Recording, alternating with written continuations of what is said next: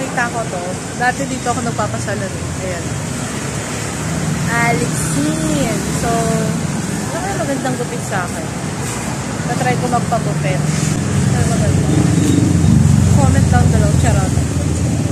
Kung ano magandang gupit.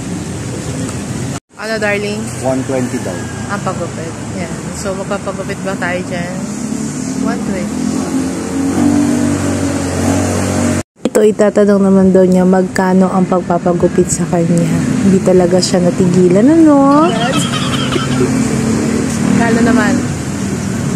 120. Mahal. Sipat-sipat si ate girl, pero nanghihinayang yun sa 120, kaya wag na lang. At ayan, nagsisimula na kami magkwentuhan sa mga panahong ito. Nangangarap kami na sana balang araw. Secret muna.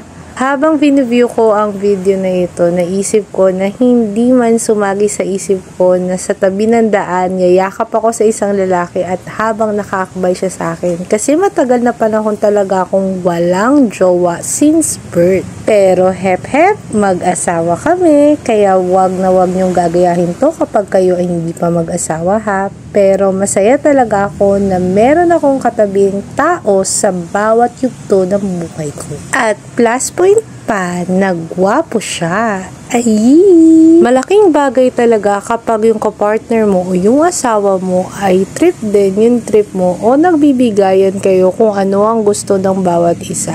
Kahit na simpleng bagay lang na paglabas namin, masaya na kami. Kahit dyan nga lang kami sa kanto, naglalakad, masaya na eh. Basta lagi, nagkukwentuhan lang kami at maganda rin na pinag-uusapan nyo kung ano yung magiging future nyo. Maganda talaga na pinag-uusapan ang future nyo, yung tipong 5 years from now, saan na kaya tayo? O 10 years or 15 years? Kami kaya? Saan kaya kami dadali ng panahon? Eh, di sa puso ni darling. Bye-bye!